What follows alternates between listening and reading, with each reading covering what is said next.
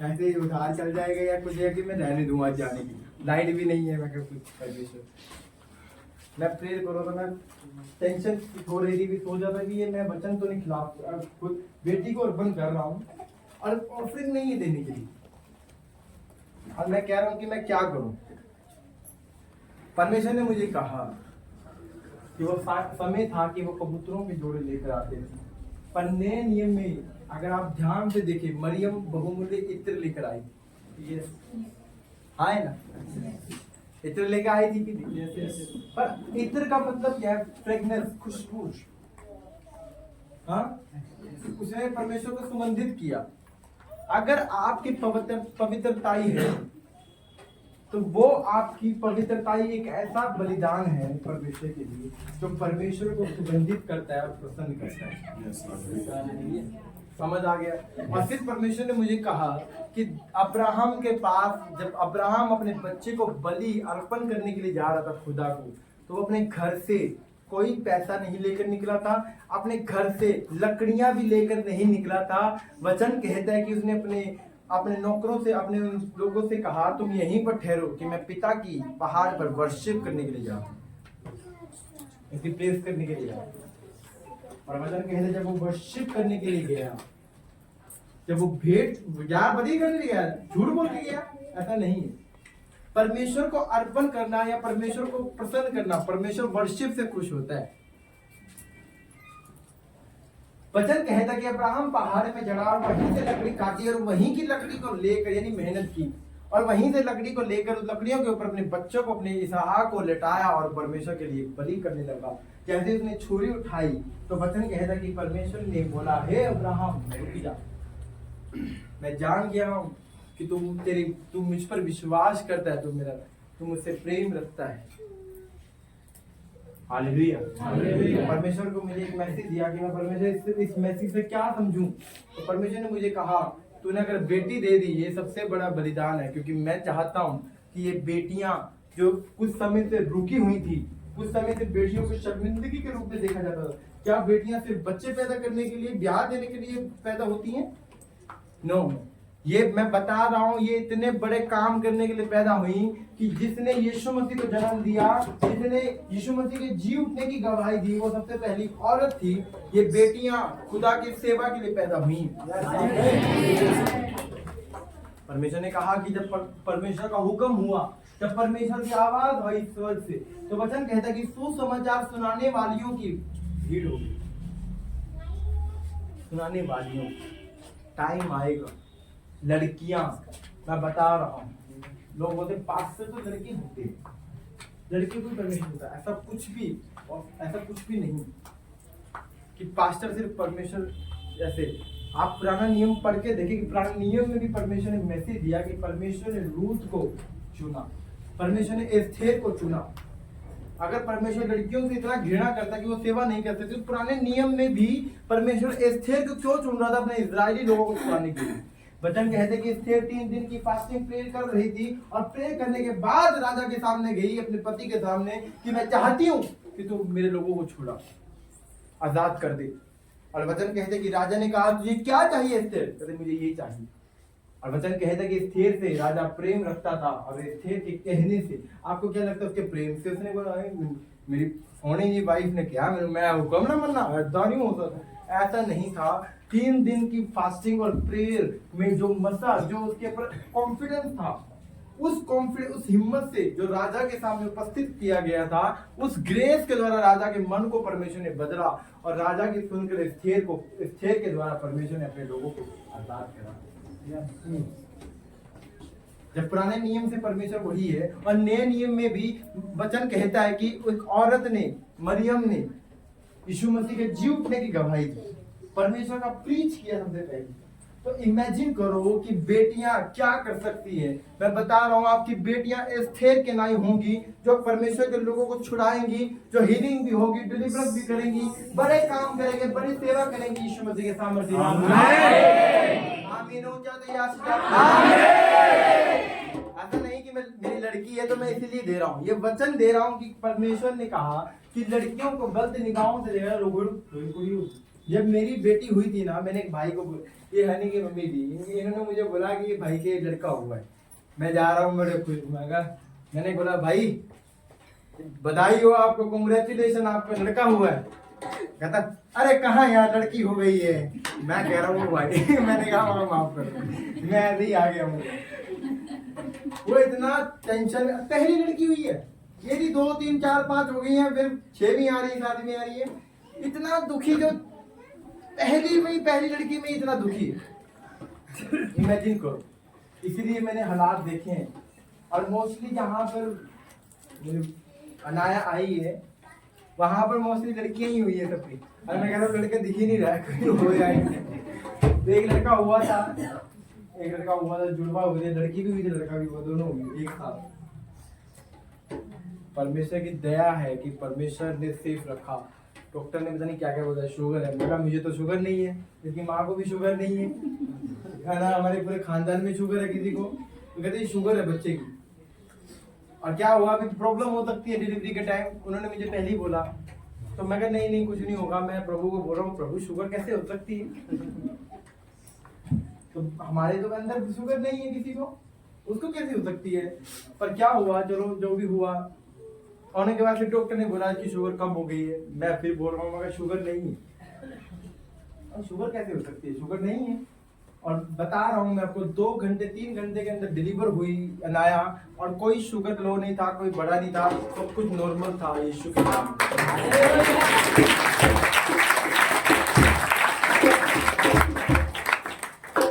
Hallelujah. अगर जिन बहनों के पास बेबी नहीं है, मैं बता रहा हूँ, आज मेरी बेटी को गोद में खिलाकर जाना, आप भी अपने बच्चों को लगा। आप अनॉइंट हैं, आप ब्लेस्ड हैं, आपकी प्रार्थना की है ना, ये सेव नहीं। आप रिजल्ट के साथ मुझे मिलने चाहिए। मैं बता रहा हूँ सितंबर में आप रिजल्ट के साथ मेरे पास वापस आ रहे हैं, यीशु के नाम में। हालेलुया। मैं भी एक मीटिंग देख रहा था अपनी पुरानी, 9 जून की। 9 जून में परमेश्वर ने इतनी डिलीवरेंस की थी, याद है आपको? 9 जून की मीटिंग निकाल दी थी कि परमेश्वर ने इतनी डिलीवरेंस की थी, जो आत्मा को निकाला था। ये तो मैं वो उसमें मैंने एक भविष्यवाणी का सुनी, मैं भविष्यवाणी कर रहा हूँ कि मैं देख रहा हूँ सिस्टर को कि परमेश्वर को डेडिकेट करे, परमेश्वर को बोले कि मैं मेरी पापी से दया करते, मैंने सेव करते। मैं कह रहा हूँ कि उसका हस्बैंड उसके साथ आ रहा है, उसका हस्बैंड उसके पास आ रहा है, और तेरे मैरिज लाइफ ड्रेस हो रही है। और उसी समय मैंने बैंड की वीडियो देखी जिसकी हमने पिछले संडे टेस्टमनी सुनी है। और 9 जून की मैं भविष्यवाणी कर रहा हूँ, और मैंने कहा मैं पिछले संडे में भविष्य एक टेस्टमनी आई है कि इसमें एक भविष्यवाणी बोली हुई है। आप याद रखा करें कि मेरी लाइफ में कहाँ भविष्यवाणी को मैंने रिसीव किया है, क्योंकि जब आप टेस्टमनी दिखाते हैं तो सही दिखाएं। आपको मालूम हो कि मेरे कहाँ से मेरी सेविंग हुई है, कहाँ से मैं बचाऊं, कैसे मैं बचाऊं। समझ आ रही है आपको? अपनी टेस्टमनी अपने आप याद रखें। तो मेरी वाइफ की मेरी ले हैंड हुई थी। मेरी वाइफ जब मेरे स्पिरिचुअल फादर के द्वारा ले हैंड हुआ था, जब उन्होंने प्रोफेटिक वर्ड दिया था, हम पहले मेंटरशिप मीटिंग में गए, पास्टर मीटिंग। और पास्टर मीटिंग जब हुई तो पापा मेरे स्पिरिचुअल फादर ने वर्ड दिए कि पास्टर, जितने भी पास्टर उनके बेबी को रिसीव करें, और जो उनके बेबी होंगे वो खुद पास्टर ही होंगे, प्रॉफिट होंगे, बड़े काम सेवक होंगे। तो मैंने रिसीव किया। मेरी वाइफ कुछ समय बाद गुड न्यूज आई कि ले हैंड भी हुआ, और ले हैंड भी हुआ उसके बाद, और गुड न्यूज आई कि मेरी वाइफ प्रेग्नेंट। शादी के कितने दिन बाद? फरवरी में मेरी शादी हुई थी, दिसंबर में ये प्रेग्नेंट। कितने महीने? तो इतने महीने में हम सोच रहे थे कि क्या कि परमेश्वर देगा देगा देगा, पर ऐसा कुछ नहीं सुनने को मिल रहा था। जब ले हैंड हुआ और जब वर्ड फादर से मिला और मैंने रिसीव किया उस वर्ड को, उस वर्ड को रिसीव करने के बाद मेरी वाइफ प्रेग्नेंट थी। और मुझे मालूम है कि ये गवाही मेरी परमेश्वर ने दी है, जो मेरे स्पिरिचुअल फादर से मिली। आमीन। मैं भी अपनी गवाही को भूला नहीं, इसलिए मैं पहले यहाँ देकर दे रहा हूँ, और मैंने देने जाना है उस पुलपट पे जो खामरा चर्च में। हालेलुया। और फादर ने एक बात एक और बोली थी 31 दिसंबर को कि तुम इस साल सबके सब पूरी चर्च, पूरी कलीसिया, कोई भी ऐसा नहीं होगा जो 2024 में खामरा चर्च के पुलपट पे टेस्टिमनी नहीं दे रहा होगा। कोई भी ऐसा नहीं। और मैं इस मीटिंग को रिसीव कर रहा था, अटेंड कर रहा था, मैं खड़ा होऊंगा इस सब, मैं खड़ा होऊंगा। मेरी वाइफ प्रेगनेंट थी, मैं कहा बस गुड न्यूज तो आ गई है। अरे मैं क्या 2024 में मैं अपनी बेटी या बेटे के साथ जो भी होगा परमेश्वर देगा, मैं पुलपट पे खड़ा होऊंगा। मैं बड़ा खुश हो रहा था उस वर्ड को सुन के, और परमेश्वर ने बेटी दिया, मुझे मालूम है कि मैं उस पुलपट में वर्ड मेरे लाइफ में पूरा हो जो मेरे स्पिरिचुअल फादर के द्वारा मिला गया। तो आज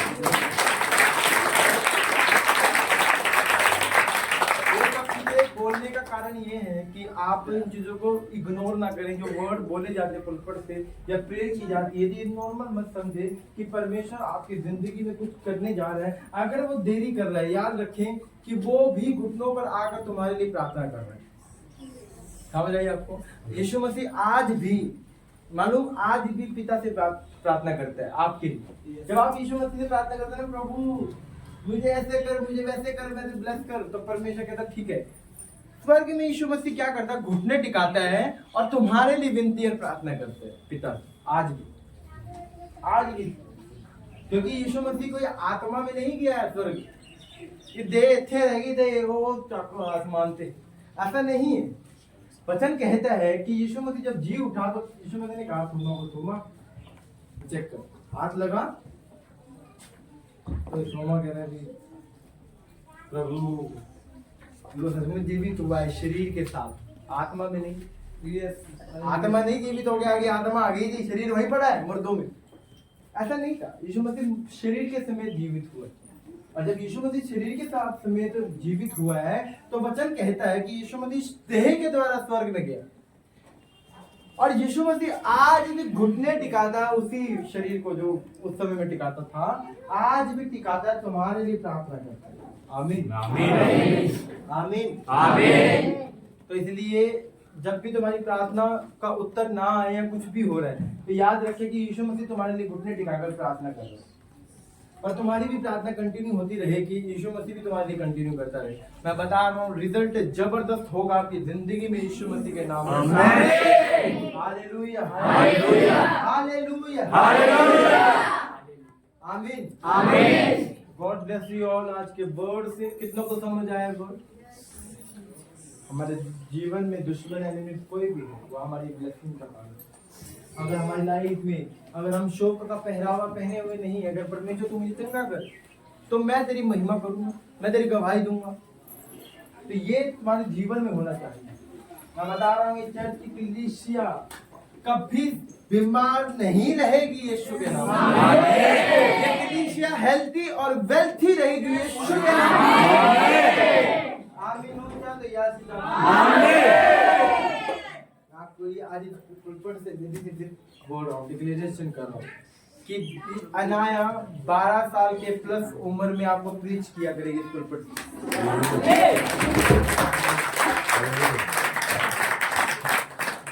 इसके लिए मुझे तैयारी करनी। अब सेम तैयारी तुम्हें अपने बच्चों की करनी है, बता रहा हूँ। तो सेम तैयारी तुमने भी करनी है ताकि तुम्हारे बच्चे भी प्रीच करें सुसमाचार में। आमीन आमीन। मैं बता रहा हूँ कि जिस तरह मरियम ने यीशु मसीह का प्रचार किया जी उठने का, ये करेगी। Hallelujah hallelujah. मेरे बच्चे करेंगे, बच्चे करेंगे। बड़ो नाम लेकर। क्या नाम है आपके बच्चों का? जो भी नाम है दो, मुझे मत बताओ। काम करेंगे डिक्लेरेशन करो। पुलपट ये नहीं है, पुलपट पूरा पुलपट ही है, बेटी ये सारी है परमेश्वर। बड़े बड़े काम, बड़े बड़े काम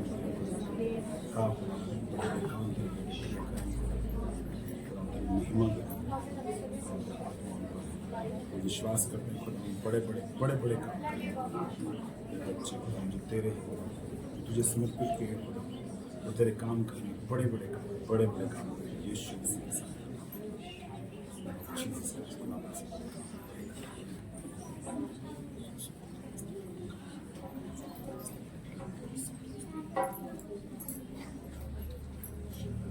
और जितना वचन मैंने सुना ये मेरी आशीष का कारण है। मैं वचनों के द्वारा मैं फलों को दिख रहा हूँ। मैं वायदा करता हूँ परमेश्वर मैं तेरे साथ वफादार हूँ। मैं वायदा करता हूँ परमेश्वर मैं एक ही अगुवे के दिन रहूँगा, एक ही चर्च के दिन रहूँगा।